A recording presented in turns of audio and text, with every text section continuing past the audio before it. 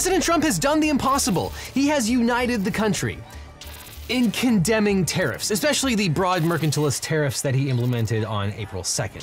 Wall Street is reeling, stocks are in freefall. The S&P 500 had its worst day in 5 years and continues to tumble. Between filming this and when we upload, there's no possible way to predict how much worse this is going to get, so I'm just gonna point here and editors just let people know how bad things are. But there might be a silver lining. The authority that President Trump used to implement these tariffs is extremely dubious, and it's possible that courts might step in and overrule them. Now, if I was a betting man, I'm not sure I would bet against the tariffs, especially with this particular Supreme Court. But by the same token, there is a decent chance that these tariffs get overruled. So let's talk about what happened and what's going to happen. On April 2nd, from the serene backdrop of the White House Rose Garden, Trump dropped an economic bomb with reverberations felt around the world. During an announcement he dubbed Liberation Day, for reasons, Trump declared the imposition of sweeping tariffs against our country's trade partners, which unleashed global panic and confusion over how these tariffs were calculated and the immediate international threats of retaliatory measures. In fact, the very next day, Chinese lawmakers forewent celebrating a national holiday to hit back, imposing a brutal 34% tariff on all American imports that mirrors the tariffs that President Trump ostensibly put on Chinese imports. And so the US stock market crashed even further. Apple, for example, lost $311 billion in market value, Tesla lost $143 billion in market value, and the bloodbath continues. But Trump and his administration are telling Americans to just take a big picture view because we're definitely headed for a glorious stock market boom any day now. Just trust me, bro. Yes, that's right. Trump wants us to believe that an economic death spasm rivaling the COVID pandemic will somehow inure to our economic benefit. Trump himself has likened the wounded economy to a patient recovering from a traumatic operation.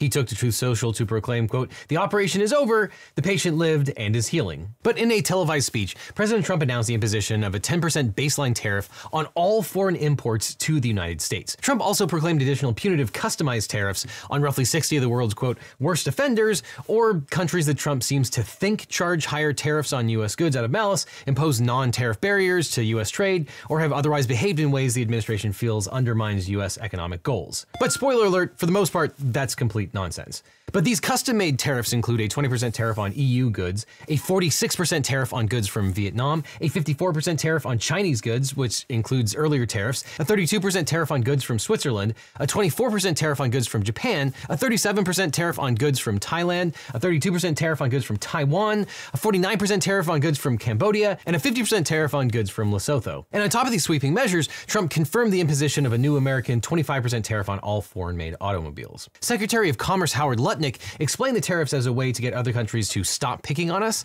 And in a similar vein, Vice President Vance defended the tariffs as a way to ensure that foreign countries, quote, "can't take advantage of us anymore." And Trump himself stated that he imposed the tariffs because global trade deficits were, quote, "not fair, we're really not taking it anymore." So to usher in a, quote, "golden age for America," Trump announced his newest executive order imposing what he called reciprocal tariffs, which are not reciprocal, as punishment for these made-up international trade crimes.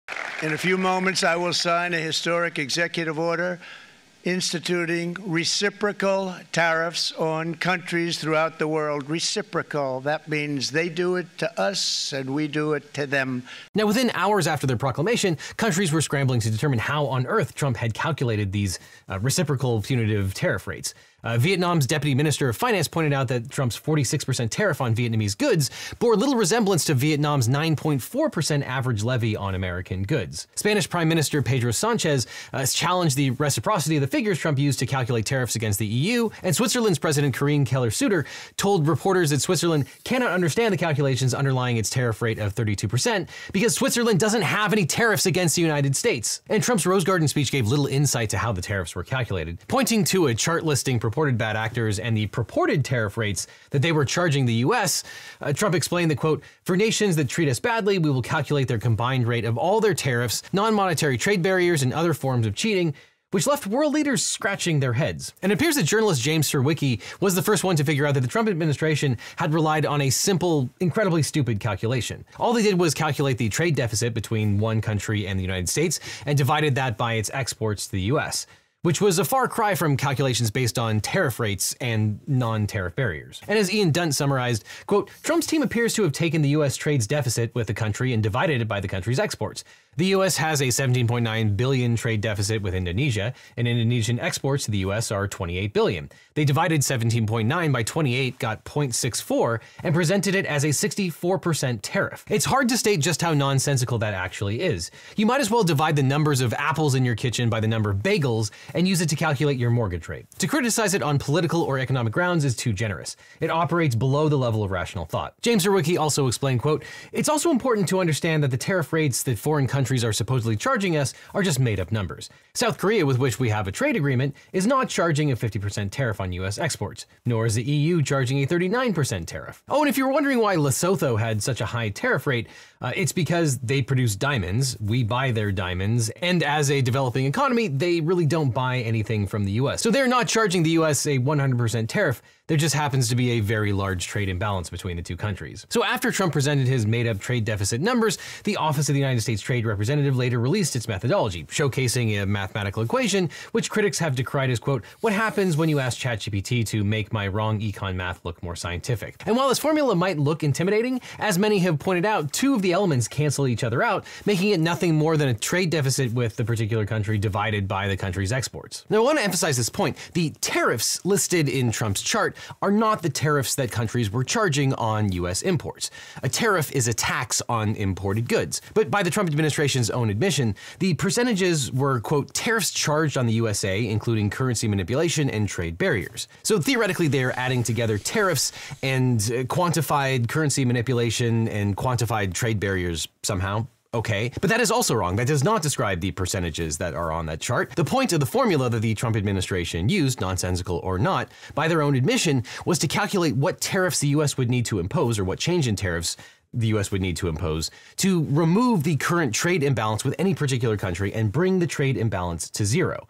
Now, a trade imbalance, aka a trade deficit or trade surplus, is simply the difference between the value of the goods and services a given country imports from the US in comparison to the value of the goods and services that the US imports from that country. Though, interesting to note, it looks like the Trump administration only looked at goods and not services, making any trade deficit look much bigger than it probably actually is. But in any event, there are lots of economists who believe that the relative bilateral trade imbalance with any particular country is irrelevant, just completely important. Who cares? It's like saying that you have a trade imbalance with a supermarket since you buy more goods, groceries, such an old word, from the supermarket than they buy from you. But the thing is, the Trump administration gets that calculation wrong too. Generally, the Trump administration just took the amount of what they are purporting as the necessary tariff to remove any trade imbalance and divide it by 2 with a floor of 10%. So on the left-hand side of the column, they purport to say what is the necessary trade increase to remove any trade imbalance. But generally, they say they will only implement half of that necessary tariff. Weird. And then they use an arbitrary minimum of a 10% tariff. Weirder. And then they apply the minimum tariff of 10% even when the US has a trade surplus with that country, meaning that that country buys more goods and services from the US than we buy from them. Pundits were appalled, with one CEO calling the imposition of, quote, reciprocal tariffs based on incoherent non-tariff calculations as incomprehensible, and another lambasting it as, quote, the stupidest thing I've ever seen.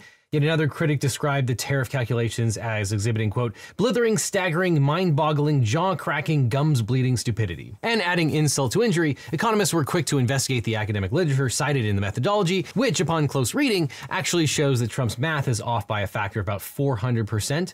Because of course it is. So they couldn't even do their own calculations correctly. And as many pointed out, some of the territories targeted by the baseline tariffs, such as the Heard and McDonald Islands, don't even have human populations, but are instead inhabited by penguins. Possibly because they came up with all of this nonsense using AI. So that's fun.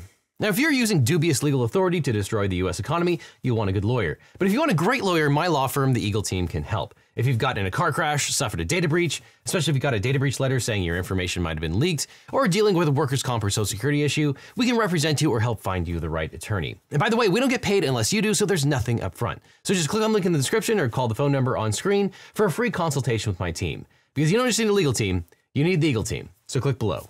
Now, as legal justification for the tariffs, Trump issued a new executive order declaring a national emergency with respect to foreign, quote, trade practices that contribute to large and persistent annual United States goods trade deficits under the 1977 International Emergency Economic Powers Act, or IEEPA. This act gives the president powers to regulate various financial transactions where there is, quote, any unusual and extraordinary threat which has its source in whole or in substantial part outside the United States to the national security, foreign policy, or economy of the United States if the president declares a national emergency with respect to such threat. Now, to take a step back for a moment, the US president has no innate powers to set tariffs or regulate commerce. Article 1, Section 8 of the US Constitution expressly gives the authority to set tariffs and to, quote, regulate commerce with foreign nations solely to Congress. The president's purported power to impose tariffs must therefore arise from authority expressly delegated to them by Congress. Now, specifically, IEEPA states, quote, any authority granted to the president by Section 1702 of this title may be exercised to deal with any unusual and extraordinary threat which has its source in whole or in substantial part outside the United States to the national security, foreign policy, or economy of the United States if the president declares a national emergency with respect to such threat. And now you might wonder what authority is granted under Section 1702. Well, that section states the president may investigate, block during the pendency of an investigation, regulate, direct, and compel, nullify, void, prevent, or prohibit any acquisition, holding, withholding, use, transfer, withdrawal, transportation, importation, or exportation of, or dealing in, or exercising any right, power, or privilege with respect to, or transactions involving, any property in which any foreign country or national thereof has any interest by any person, or with respect to any property subject to the jurisdiction of the United States. And while IEEPA accords a number of powers to the president, such as allowing the president to investigate, block, or regulate, quote, any transactions with foreign exchange with respect to any property subject to the jurisdiction of the United States, it does not explicitly authorize tariffs, which is a significant omission according to legal scholars. In fact, the words tariff, tax, and duty appear nowhere in the statute. So one argument here is that IEEPA simply doesn't authorize the president to exercise tariff powers. The argument goes that if Congress had intended to delegate its tariff power under IEEPA, it could have used tariff terms or set forth a tariff-related process to establish the factual predicate for and appropriate levels of such tariffs, as it's done with other trade statutes, but it didn't do so here. And in apparent recognition of this omission, no US president until now has used IEEPA to impose tariffs. Presidents have instead used IEEPA to freeze the assets of foreign governments and nationals, to limit the export of technologies and ban imports from adversaries, and most recently to ban imports of Russian energy, seafood, and alcoholic beverages, but never to impose tariffs. But that's not to say that presidents in the past have not imposed tariffs in an emergency situation. Presidents have traditionally imposed tariffs in response to national security threats using Section 232 of the 1962 Trade Expansion Act. And Trump himself used Section 232 to impose tariffs on steel and aluminum during his first term in office. Trump also used Section 301 of the Trade Act of 1974 to impose tariffs against China for unfair trading practices. So why did Trump now change course and choose IEEPA as authority for the tariffs based on this national emergency? Well, possibly because the Trade Expansion Act requires an investigation into the effect of specific imports on U.S. national security and a related report to be issued within 270 days. IEEPA contains no such check on immediate presidential action, possibly because it doesn't even authorize tariffs. But even if IEEPA did explicitly authorize the imposition of tariffs, Trump's use of the statute could be problematic because it relies on the presumption that trade deficits constitute national emergencies or unusual threats. By its own terms, IEEPA only applies where 1, the president legally declares a national emergency, and 2, the emergency at issue poses a, quote, unusual and extraordinary threat to the national security, foreign policy, or economy of the United States. One legal scholar has pointed out that far from being an emergency, a bilateral trade deficit is nothing new, has existed for decades, and are actually not a problem at all. Or as reporter Mike Masnick put it, quote, the only emergency here is that nobody in the administration understands what trade deficits are. Now, allowing Trump to invoke a statute that does not expressly grant tariff authority and applies only during national emergencies to levy tariffs at his whim will give him and any future presidents carte blanche to invoke any inconvenience as an emergency triggering unchecked imposition of IEEPA sanctions. But that being said, this Supreme Court has been particularly loath to remove any kind of presidential power or put in place any kind of check on presidential power. So the implications here are simply terrifying. Now, in addition to the potential inapplicability of IEEPA to justify Trump's most recent imposition of tariffs, other legal doctrines might support the argument that Trump's actions are ultra vires, which is a fancy term for saying that they are unauthorized and therefore invalid. In particular, the non-delegation doctrine might be used to invalidate Trump's IEEPA-based tariffs proclamation. This is a doctrine that's based on the Constitution's Article 1 separation of powers principles. The doctrine purports to limit Congress's ability to delegate away its legislative powers to other agencies and seeks to ensure that legislative decisions are instead made through a bicameral process by elected members of Congress or government officials subject to constitutional accountability. As explained by Justice Alito, quote, "The principle that Congress cannot delegate away its vested powers exists to protect liberty. Our Constitution, by careful design, prescribes a process for making law, and within that process there are many accountability checkpoints. It would dash the whole scheme if Congress could give away its power to an entity that is not constrained by those checkpoints. The Constitution's deliberative process was viewed by the framers as a valuable feature, not something to be lamented and evaded." Now, the Supreme Court clarified the non-delegation doctrine in J.W. Hampton versus United States, which held that when Congress does delegate its authority to another branch of government, such as the executive branch, it must articulate a, quote, "intelligible principle" to which the executive branch must conform to avoid, quote, "forbidden delegation of legislative power." A congressional delegation of legislative power to the president would be permissible where, quote, "what the president is required to do is merely an execution of the act of Congress and is the mere agent of the lawmaking department." But courts have traditionally interpreted the intelligible principle standard leniently, upholding delegations of authority if Congress supplies any intelligible principle whatsoever to constrain the delegation's use. And in addition, the doctrine was never particularly consistently used, and the Supreme Court hasn't invalidated federal statute on non-delegation grounds since 1935. And historically, there's been a lot of worry that the Supreme Court would use the non-delegation doctrine to strike down the use of presidential power when one party had the presidency and not another party, which found support in relatively recent Supreme Court signaling to revive the non-delegation doctrine and impose a stricter intelligible principle standard. For example, in 2019, Justices Gorsuch, Thomas, Alito, and Roberts expressed a renewed interest to strengthen the non-delegation doctrine in Gundy versus United States. And while that decision ultimately upheld the delegation of power to the Attorney General under the Sex Offender Registration and Notification Act, Justice Gorsuch, joined by Chief Justice Roberts and Justice Thomas dissenting, found that the delegation of authority to the Attorney General did violate the non-delegation doctrine. And just last month, the Supreme Court heard arguments on the contours of the doctrine in FCC versus Consumer Research. But to bring it back to tariffs, as one commentator put it, Trump's claims to virtually limitless tariff authority under the IEEPA undermine virtually any constitutional constraints on delegation. If the courts are going to impose any limits on executive delegation at all, they have to draw the line here. But again, I would never bet money on this court curtailing the president's power or authority. But another potential avenue that is similar to the non-delegation doctrine is the major questions doctrine.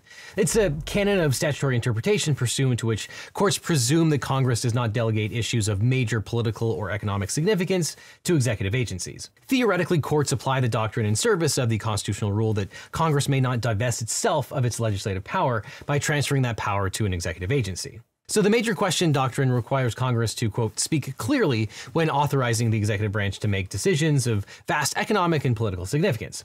If there is no such clarity, courts may reject the executive assertion of power. The doctrine therefore prohibits the executive branch from simply relying on ambiguous, open-ended statutes as the basis for sweeping policy changes. Though this doctrine too has been widely criticized for striking down one side's policy preferences and not the others. For example, in 2022 in West Virginia versus EPA, the Supreme Court cited the major questions doctrine to strike down a Biden administration effort to interpret provisions of the 1970 Clean Air Act to allow the EPA to regulate greenhouse emissions.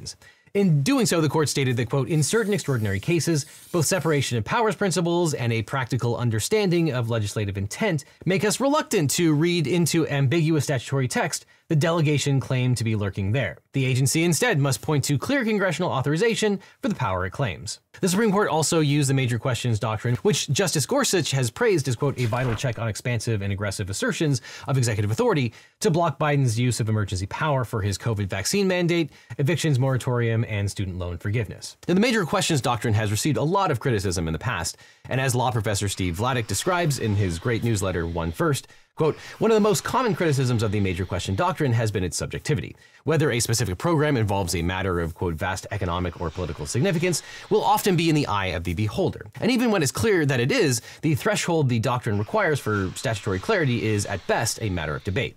That said, if the broad but open-ended delegation of power in the HEROES Act, that's the student loan forgiveness, was insufficient, it sure seems like IEEPA isn't any clearer, and it also seems like President Trump's tariffs ought to meet any judge's test for a matter of vast economic or political significance. One need look no further than the stock markets for proof of that. Thus, if judges and justices are going to be consistent about the major questions doctrine, there seems to be plenty of support for the conclusion that IEEPA is insufficiently clear to support Trump's tariffs. But one might ask, what could possibly be more of a major question than Trump's sweeping use of IEEPA to start the biggest trade war in a century? The argument would be that applying the major questions doctrine to IEEPA shows that Congress did not clearly authorize the president to impose broad-based tariffs. So the argument would be that not only did Congress not clearly enumerate tariffs as a possible sanction under the act, but the act also is silent with respect to a mandate in how to exercise any such power. And in the absence of any such congressional clarity on the question of vast economic significance, a court might reject Trump's exercise of power. As Georgetown law professor Jennifer Hillman put it, quote, "Courts should find that allowing Trump to wave his magic Sharpie to sign an IEEPA executive order imposing tariffs would upset the balance Congress has long sought to strike when it delegates its tariff authority to the president. To permit IEEPA, a statute that does not mention tariffs and is designed to deal with unusual and extraordinary threats to America's national security, to be used to impose tariffs at whatever level the president decides in order to create leverage to address any national emergency, is to suggest that there are virtually no limits on the president's power to impose tariffs. This can subvert the rule of law, undermine the Constitution and its separation of powers, risk exacerbating tensions with our trading partners, and invite destructive retaliation." Now, so far we've only talked about potential judicial solutions to this whole fiasco, but there is a potential legislative solution as well. Congress could arguably claw back its authority that it supposedly delegated to the president under IEEPA. But this would be an uphill battle in light of a 1983 Supreme Court ruling that put a chokehold on congressional powers to curb authority delegated to the president. Now, prior to 1983, Congress often used legislative vetoes to retain oversight over the executive branch's actions, allowing one or both houses of Congress to overturn actions taken by the executive branch based on delegation of powers from the legislature to the executive.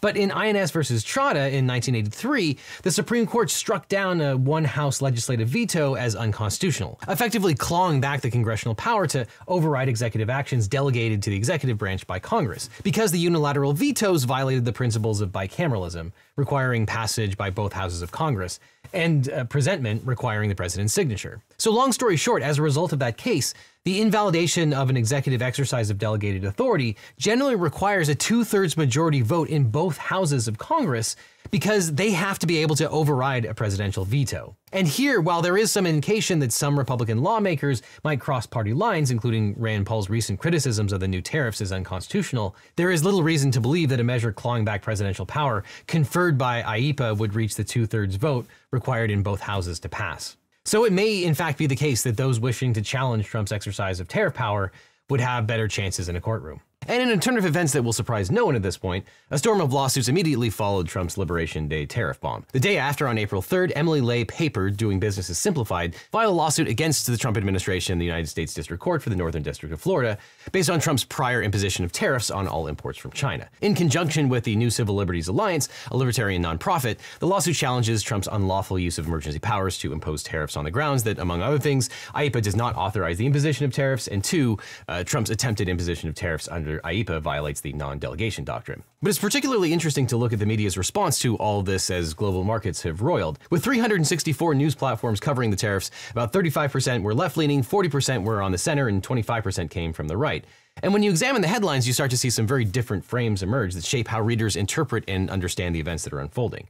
On the right, the most common theme is to describe the ongoing event as a panic, which places emphasis on how investors are reacting and possibly irrationally. This is in contrast to the left, where the word meltdown is more commonly used, suggesting a catastrophic disaster. And then from the center, we see a greater emphasis on potential future consequences like economic nuclear winter or the US Federal Reserve cutting interest rates. And the headlines that you read first have immense power to shape how you understand the news, and that's why I like to get the news from as many angles as I can, which I do with the help of today's sponsor, Ground News.